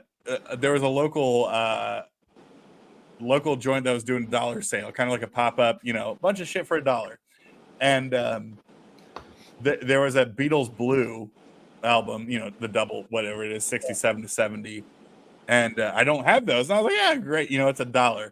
And somebody went in with a fucking pen and colored all the faces on the record blue. And then, the whole cover was just an absolute shit show. But the records themselves? They're fine. You know, it's like, but I'm looking at this and I'm like, this is kind of funny. You know, it's like funny because I guess here's the thing, right? Is like sometimes you buy a record that has like, you know, in big Sharpie on the cover, it'll say like WCRD. Right. And we'll Yeah. sit there and be like, oh, this was a radio promo. This is great. This is collectible. We love this. Right. But then you go and buy your Beatles record where some kid decided to draw, you know, color in the Beatles' faces blue.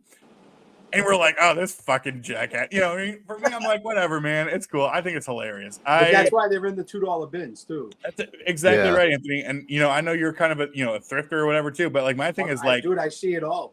yeah, maybe I'm unpopular in this way.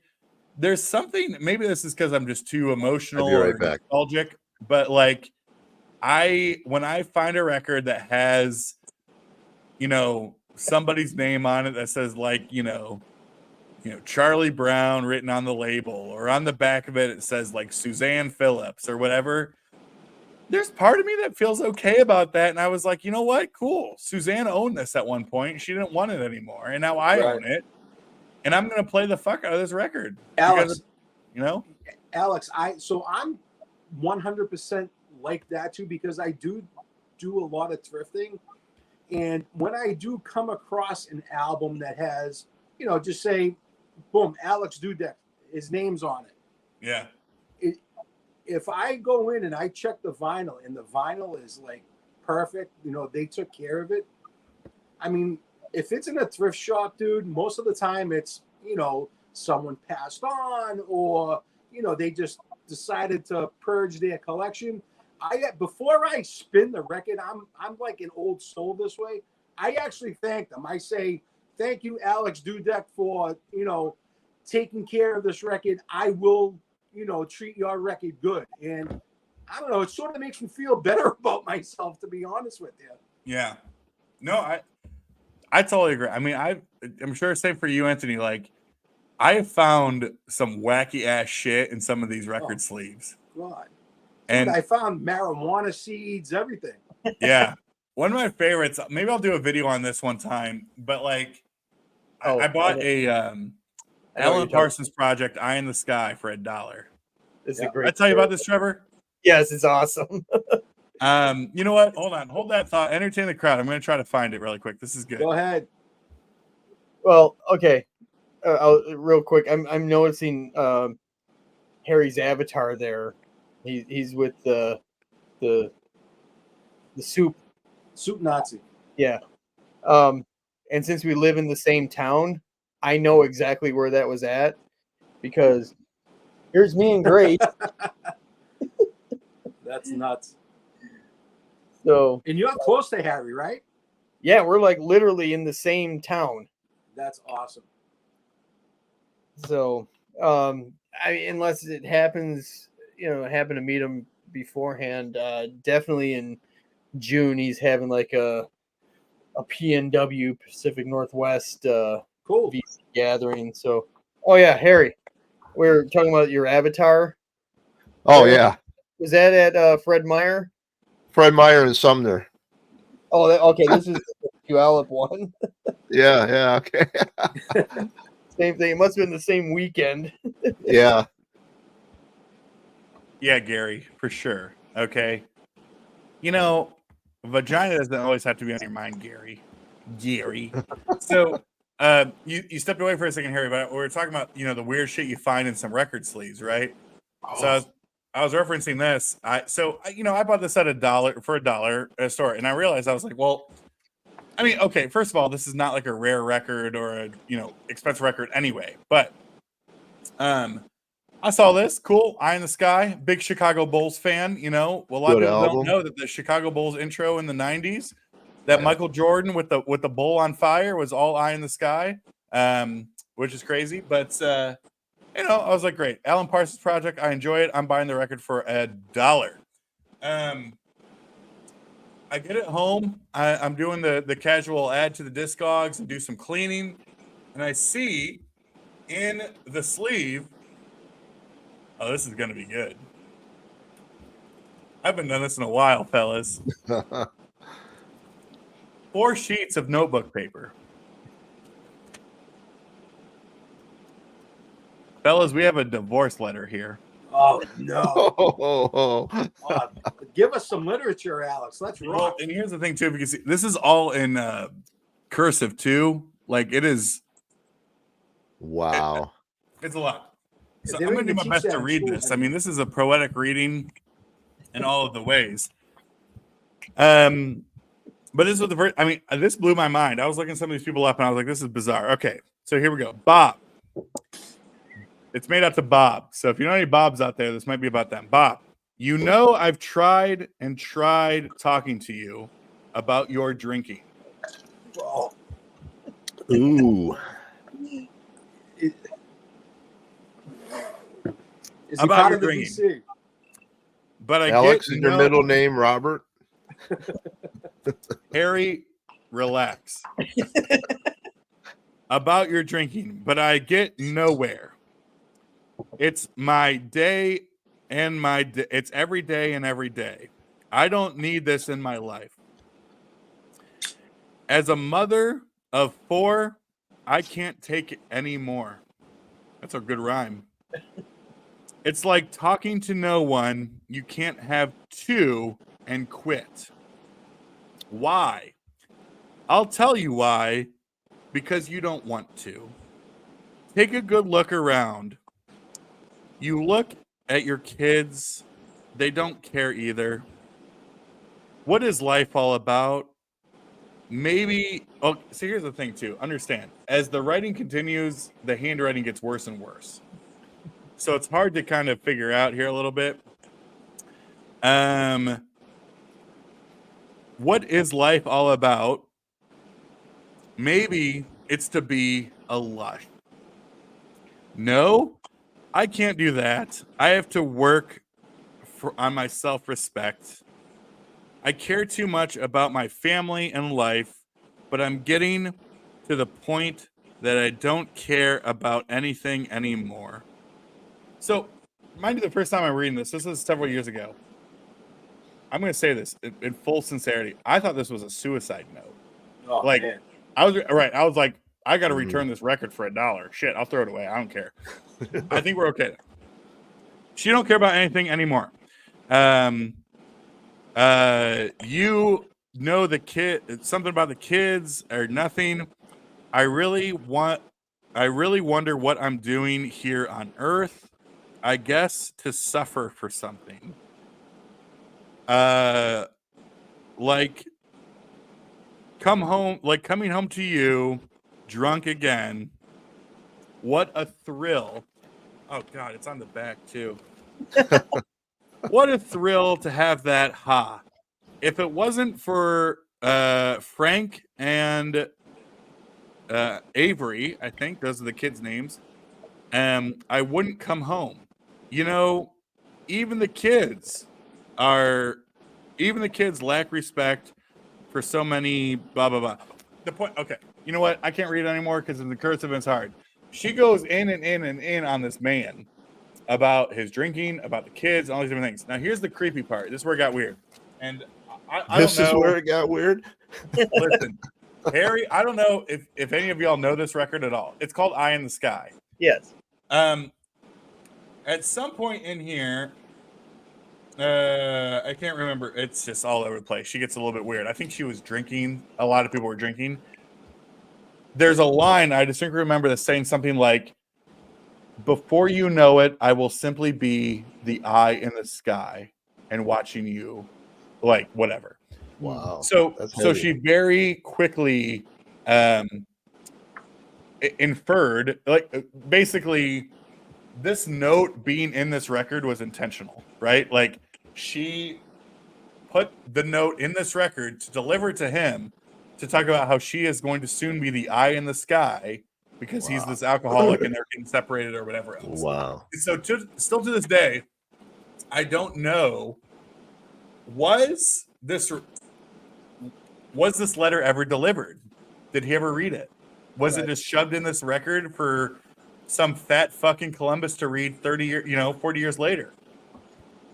Who knows? But that freaked me out. When I first started reading that, I was like, I got to return this. But at the same time, I love that type of stuff. Anthony, to our earlier point, man, like that type of stuff is cool to me. Like it's weird. I've got one I can show you that came in a record. I'm going to say hello to William for shouting out to Pierce County. Trevor, you're familiar with Pete at Turntable Treasures? No, I know of them, but Okay.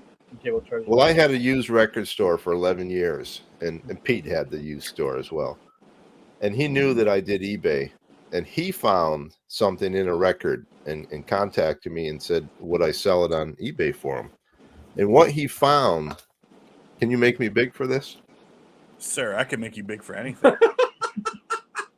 What he found was an actual Black Panther Party manifesto set of rules. Yes, and sir. not only was it a set of rules, but it was signed by these are copies I took by Huey P. Newton, Bobby Seale, Eldridge Cleaver, David Hilliard, and it just says Underground for Deputy Defense. But this was an original. So, and it just so happened that when I had this in the store, there was a guy from I think it was Cairo TV in Seattle.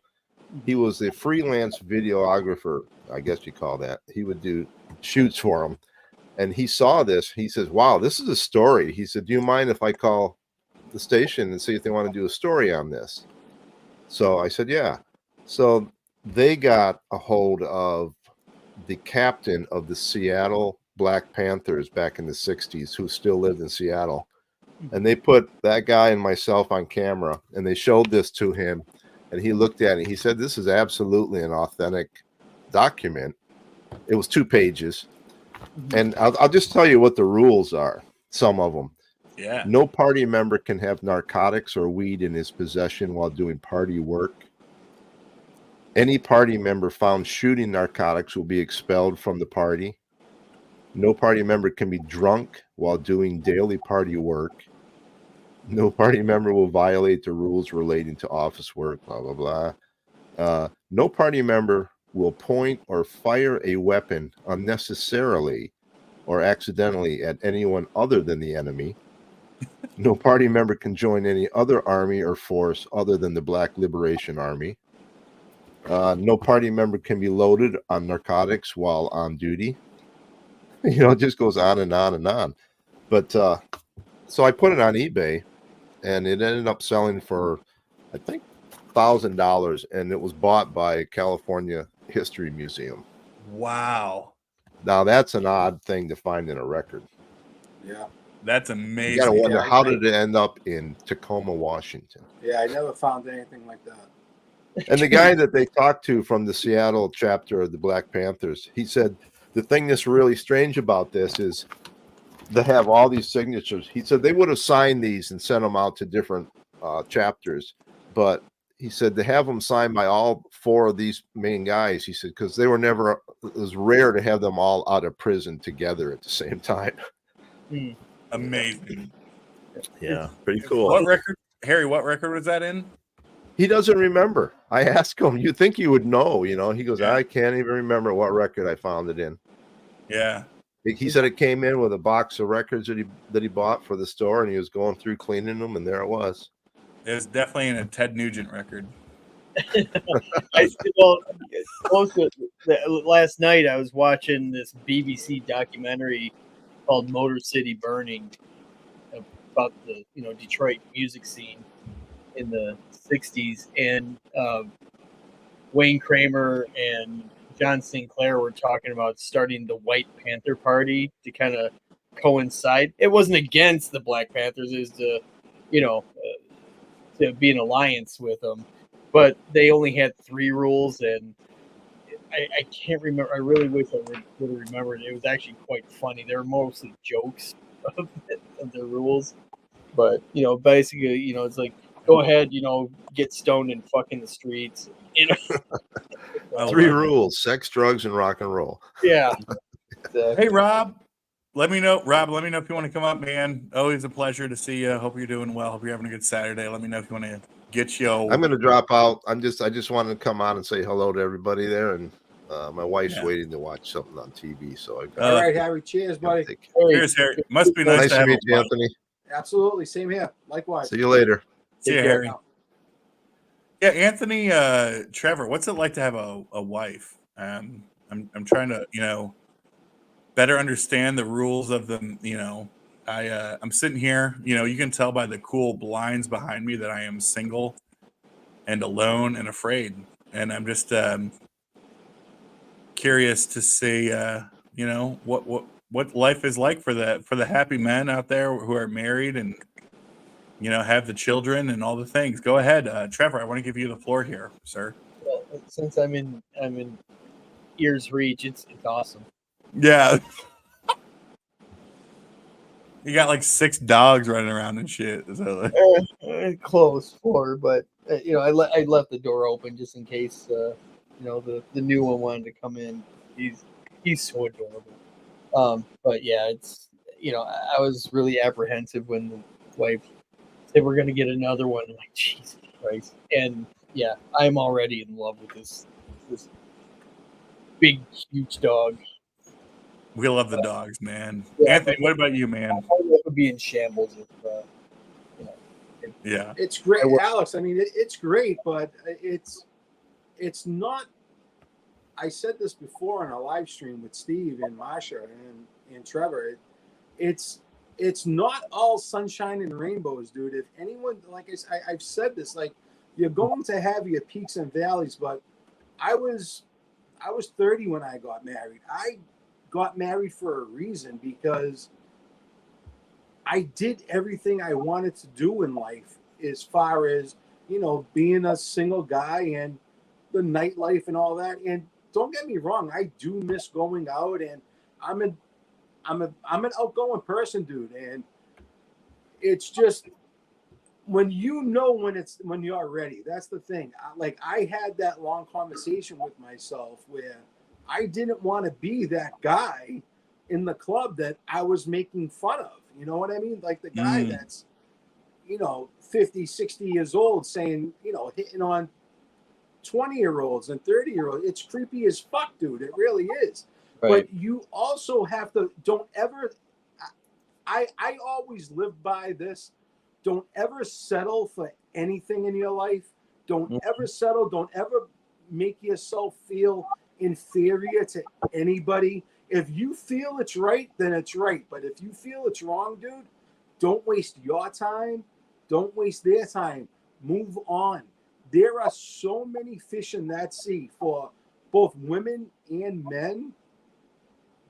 No one deserves to be miserable or unhappy.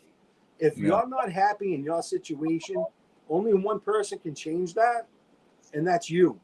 So you have to put yourself out there and just be confident, dude. Don't walk into a room and own it. That's it. And if people don't like your confidence, that's because they're insecure with themselves. That's just how I feel. I've always had that, mantra about myself. I don't think that I'm better than anybody. I wasn't brought up that way, but I also know that I'm also a very confident man in myself where, if I want to go talk to someone, I'm going to go talk to someone, because how many times have we been in a nightclub or a situation? You see the most beautiful girl or the most handsome man, and they're talking to someone who looked like they crawled out of a dumpster. Do you know what I mean? But that person had the confidence to approach that person and to put themselves out there, dude. Just that's the best advice I can get is don't ever change who you are, but just always put yourself up here and never ever settle for anything, dude. Man, Anthony, I've told you this before, and I'll tell it again, man. If there's one person I want as my wingman, it's you, for sure, 1,000%. My hype man, my wingman, whatever it is, dude. I'd gladly go out with you, and gladly take you out on a night of the town, dude. That a boy, and actually, I'm glad that Gary is commenting on this because it has to do with him. Gary did a Gary. Gary did a bit of a challenge for some 20 or so channels. In fact, Trevor, I don't know if you've responded officially. No, I'm gonna have to submit something. You got to now. with a little caveat to it. Now, Gary told me in a private conversation that my challenge was by far the most difficult. Yes. Yeah, because I mean, because it had to do with, the ladies. I had to call out, 4 women in the vinyl community who I would want to go on a date with, who what record I would play, what beer I would drink, and that sort of thing. that And is tough, but it's also genius on Gary's part. Think of it. No, it's not. Yeah, it's genius on Gary's part if he's trying to get Alex canceled from YouTube, No, not if you go about it the right way. or worse, trying to get me killed. No, see, you're thinking negative already. All right, you know what? Okay, you The know what? Hold power on. of positive thinking. Damn it, Yeah. Anthony! You're back on, brother. I need you to wingman this shit, bro. What should I It's the do? power of positive thinking. You could throw yourself out there, and there's nothing wrong if you made that list, and you don't have to be a creep about it, though. That's the thing. You can go about it and say, oh, you know what, so-and-so channel here, I feel like I would be able to talk so-and-so genre, and with this person, I feel like we would connect musically, and then you never know where it's going to lead from there. Yeah. Don't walk into that situation with negative thoughts, because you're going to get negative results. If you walk into it positive, sky high, I hate to bring this guy up, but I have to. Gene Simmons, one of his most famous lines, dude. If I approach 100 women and I get shot down 99 times, there's still that one that said yes. Dude, if you can hold a conversation and you can, number one, have eye contact, don't be looking at people's shoes, don't be looking up in the sky. Women want to feel that positive energy. They want to feel like they're the only one in the room. I'm just speaking for myself, not speaking for all people. I'm just saying, in my experiences, you gotta have that confidence about you, dude. There's no one better than you. When you walk into a room, there is no one better than you. And trust me, dude, you're gonna have better results because you do have a lot to offer. Well, You do, man. Don't ever think of yourself as, oh, well, I'm not, I don't have this, I don't have that. Don't ever compare yourself to anybody. Compare yourself to the person looking at you back in the mirror. That's all you have to worry about. Is Anthony who's out here looking back at you. See, Anthony, you need to be on more live streams, brother, because you just out here flexing on these hoes, man. What this is the best TED talk I've ever seen in the VC.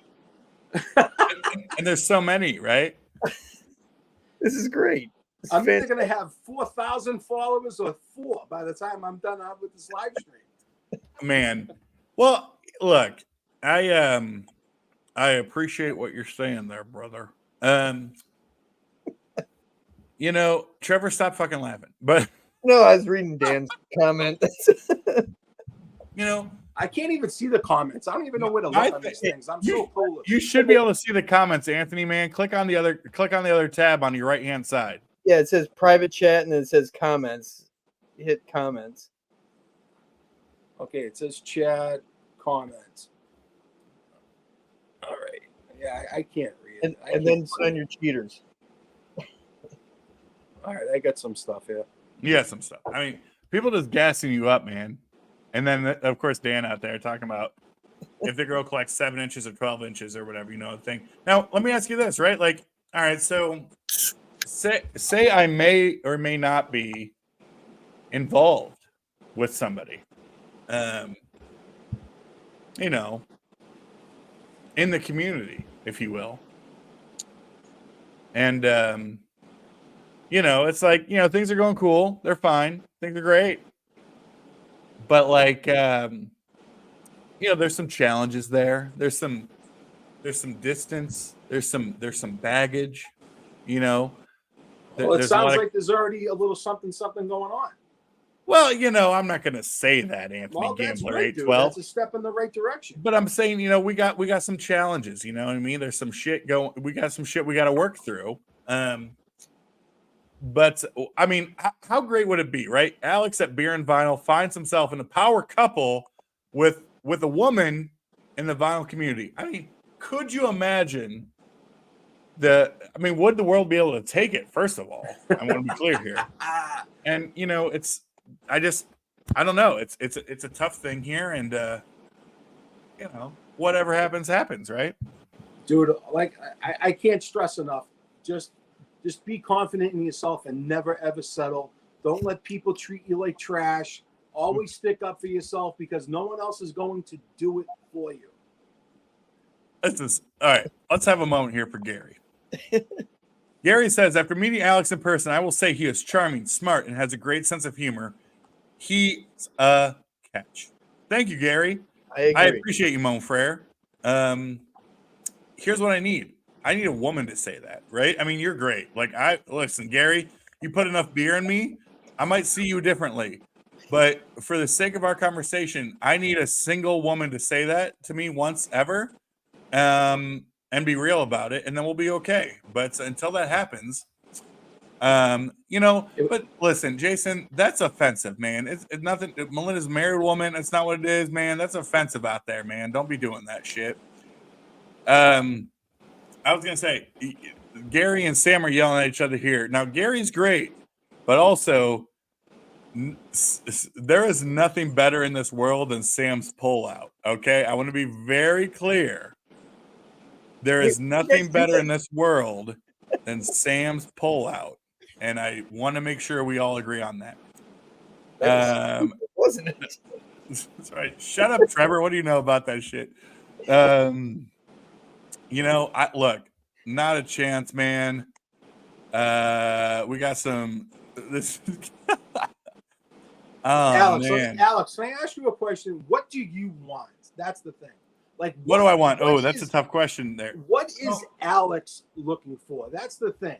It's not what I'm looking for, or Trevor, or anybody else. It's what you're looking for and what's going to make you happy every day of your life. See, a lot of people, dude, when they get into that game and they think that they found the one, and once you really get to know a person, like I said, I'm talking about my experiences. Yeah. That's when you find the flaws, because I'm flawed. Everyone is flawed, but can you deal with those flaws? Do those flaws still make you want to be with that person? And that's why I always say, don't ever change who you are. Be you. Hold your head high and proud, dude. And it will happen. It will happen when you least expect it. And it's the truth, man. You could be, walking out for a walk or, grocery shopping, and boom, you're going to have that connection. And how many times have you been on a date? You're like, what the fuck am I doing here? I got to get out of here. Usually that's her who says Trevor, that. Get me out of here. But then there are times, man, when you're on a date where you don't even look at your phone because you're so in depth of, wow, I'm really into this other person that I'm out with. Yeah. You want to learn more about that person. That's why what I'm trying to tell you is you have to look at it as, what do I want? Be selfish. A lot of people, don't be selfish. I'm telling you, be selfish, dude. Be selfish for yourself because you deserve it. Don't ever settle for shit. There's a lot going on here. Alex, man. Okay. Sam, listen, Jason, as Jason says, Sam knows a pullout. That's 1,000% true. This stream is gold. Scott's out there. Obviously, Scott said he didn't want to come up here about 3 hours ago because he's got a lot of work to do. We know that was a lie. Alex looking for calzones, ice cream. Sir, okay. That was told to you. Listen, do you still have drumsticks there, Sam? If you got a drumstick, I will fucking let that go. Have high standards, but don't be a prisoner type. Look, okay, let's be clear here. I'm glad that this has turned into the beer and vinyl matchmaker hour. Anthony and Trevor, because you will both be in the greater Boston area soon enough. I need you to get on this train when I'm there. Like, we're going to be hanging out with VC people, obviously. We're going to be going to record stores, obviously. But we're also going to be going out on the town Obviously. We need to make this work. I'm going to leave the floor to you two. Gotta pee. Thank you. Okay. Well, I'm when he gets back. Though, Hi, Trev. hey, what's going on, my man? What's up? So I'm just wondering, though off camera, if we should get a woman's perspective on this. I can call in my wife. She doesn't want to be on camera because she doesn't want to be on the live part of it. She said if it was a private, live thing, Right. she'd come in and hang. Well, but, we talked about doing that before anyway. yeah, but I'm just wondering if Alex would want a woman's perspective on this. He might. I mean, I think he's definitely. I think Alex is a great dude, man. Oh, absolutely. He does have a ton to offer. That's why I got to get his ass here. I got to get his ass to Boston, dude, and I'm gonna make that happen for him. Either way, he will be here. Right on. Yeah, the thing that I've obviously going on this last 20, 30 minutes, with all of us here being friends, it's, beyond the records. We've talked about this before, just, helping out with the everyday thing. So Alex, would you want a woman's perspective in this whole situation? I could call in the wife. She will be off camera. No, listen, I don't want a woman's perspective. I don't want Anthony's perspective as much as I love it. I don't even want Trevor's perspective, and it's a great one. There's one perspective in this entire universe that I want, and it happens to be Scott at DJ Vinyl Vertigo. I need to hear from Scott. Scott, what's my problem, brother? What do I got going on? Okay, he's gone. Oh, that he's was gone. quick. Listen, I didn't do shit, man. He He said, "Fuck this, I'm out." he's like, I can't do this anymore. It is what it is, man. Listen, the advice is top tier. Alex, when she takes a dump while you're shovel, look, there's a lot going on here. I missed some stuff. Okay, he's back. Maybe again, Anthony, Trevor. I don't know if you've met Scott, but he's the man. Let's see if he stays on stage here. Scott, you're here. I wasn't lying, dude. I was working on my show. I'm multitask all the time. Hey, fellas, how you doing? Hey, Scott. All right. Good evening, Scott. Cheers, buddy. Cheers. All right, man. All right. Cheers. I'm drinking water right now. That's all good. I don't know. I told you, I just feel like just let go of the fantasy. That's how I look at it. I always had fantasies about what I wanted in terms of a partner, and that never works out because every time I got the fantasy, I end up not liking it when it was real. I just go, my thing is just Anthony's right. Just be yourself. Think about what you want in your life. And be who you are, because they're gonna if you're gonna have a long-term relationship with somebody, that's who they're gonna get. So don't try to be somebody else for anybody else. You know what I mean? And I hear that. and have high standards. Have high standards, but let go of that fantasy because Barbie doesn't exist. You know what I'm saying? Bingo. You know what I mean? Like, Margot Robbie and I are going to get married, right? Like.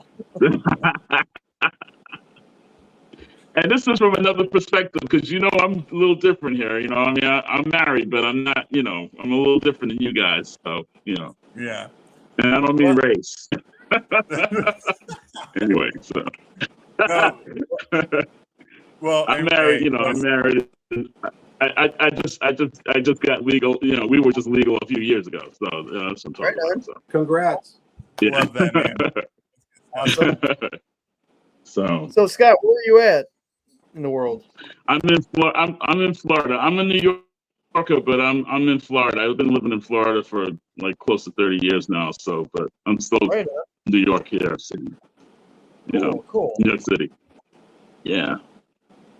But no, I was working on my show, Alex. I was just, I multitask. I'm listening to you guys and listening to music at the same time, and I'm able to do that kind of thing. I just didn't feel I could get up on here, but I got most of it done. So, Awesome.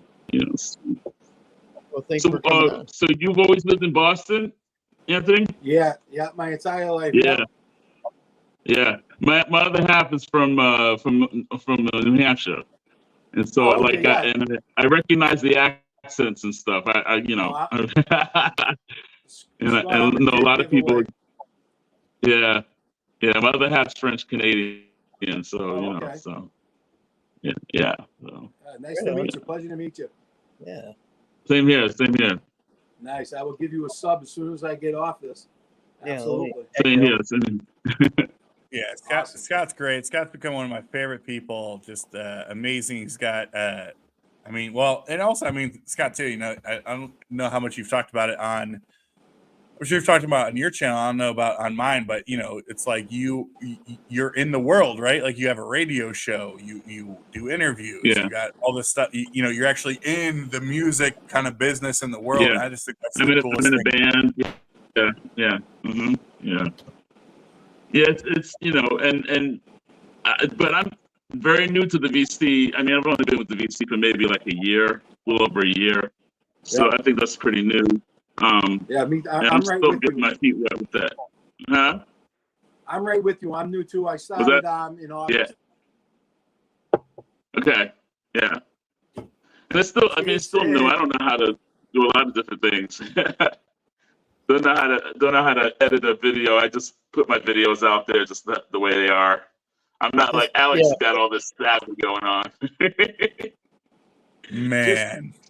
Just post the videos. I really don't do much editing either. A couple of one take usually, and whatever's there is there. As long as you don't say something crazy. Yeah, I post it. Yeah. You know? Same. I'm very punk rock in my video production, if you want to call it that. No production. Gary, I would love to go to a boxing match with you, Val. Gary's another one. We got to get Gary to Boston. That's the comment right there. Anthony and Trevor is wingman, and Scott is my voice. Perfect. Oh, man. The only way I can do it is if I have a plate full of chicken. So. Oh man. Man. Well, hey, I will say I appreciate all you fine gentlemen out here giving me dating and love advice, but it's let's have a moment here is that we know that you can't expect anybody else to love you until you love yourself. And and you know what? Also another piece of advice: enjoy the single life right now. I'm telling you, man, enjoy it. That's all it's been. All it's been for 34 fucking years, Scott. Get out there and enjoy the single life. You know what I mean? Yep. Test. You know, take a little test here, take a little test there. You know, test those waters. Yesterday I was 22 years old. Boom. It goes like that. Enjoy your time. It flies by, dude. Yeah. Mm-hmm. If I could enjoy any aspects of the bachelor life, I would not take it for granted. But the truth is, man. Okay, well, Alex, you're how old? You're 30 what? I'm 34. Okay. I got married at 59. Oh, damn. Yeah. Well, shit. I got more than enough time then, Trevor. So, it's no big deal. And then Grace came along. I was on the edge of, becoming 42, being a father. So, I am easily the oldest parent, in my daughter's class. So, but probably one of the coolest ones too. I mean, there's prospects out there, aren't there? Aren't there prospects out there for you, Alex? You see some people out there, right? Man, listen, Scott. I don't want to get into this whole thing with prospects and who's out there and who's not. Listen, it comes naturally. Oh, yeah. Honestly, when me and my wife met, I wasn't looking. It just happened. It happened. Same thing for me. right? You know what? You know. But you guys are worth it, man. That's the difference, You man. too. You are. Nah, man. So are you. No. Now, listen, I don't need this to be, Alex at Beer and Vinyl. What a guy. You know, I don't need this shit in my life. Hey. But my point is, nothing's going to happen until I go to fucking Boston and Anthony and I go out and turn up on the town and I bring home like 7 bitches. I mean, it's going to be like nothing from there, okay? All in Anthony's basement. You know, Anthony got like a futon over there or something. And look, have y'all ever seen The Decline of Western Civilization Part 2? The metal years? Yes. I'm gonna be like that scene with Paul Stanley from Kiss. You know that one, Anthony, where he's Yes, he's just laying on that bed with about 6 girls, just oh man, I don't know what's going on. You know, that's gonna be me on Anthony's futon here in July. Doors are always open for you, amigo. You know that. Scott's got that futon. Always on, dude. You hit me up whenever you need to chat. I'm here for you. That's the truth. Hey, Olaf. If the new dog wants to come in here. Hey, buddy. He's still shy. That Olaf. Scott, we adopted a dog today, so He's getting used to you. Yeah, how's Olaf doing, man? he's doing rather well. He's still, trying to, realize where is that? Hey, Olaf. That's the cat. But he's a Great Pyrenees, I want to say. But yeah, he's wonderful. He's awesome. Love him. Yeah. He's Great Pyrenees. That's a large size dog, isn't it? Yes. Yeah, he's Yeah, about a year and a half, and yeah, he's big, but Yeah. Hey, this is not a scratching post. That's why I got the cover for my table, so and the cat can mess with it too much. So anyway, Well, hey enough about boys, this was a ton of fun. I hate to do this, but my time is up. I got a little expiration date here, and I love the three of you to death. You're some of my favorite people ever. Trevor, you're amazing. Anthony, I can't wait to meet you, man. Scott, I can't wait to meet you, brother. Nice to meet you guys, man. Yeah, nice to meet you guys. Spot. Nice to meet you, dude. Y'all are just the best, and we'll meet each other soon. I still plan on coming to Boston. It's gonna be a great time. Alex, and no bullshit, dude. Hit me up. You want to get here? I will get you here. I love you, brother, man. We'll talk and we'll make something work. And I plan on being there in July, my man. All right, sounds good. Thanks for everybody in the comments who have been watching. Y'all have been great, and happy Easter, we'll get after it. Have a happy Easter. Happy Easter. All the good stuff, and let's get after it. Cheers, y'all. All right, have a good one, boys. Bye.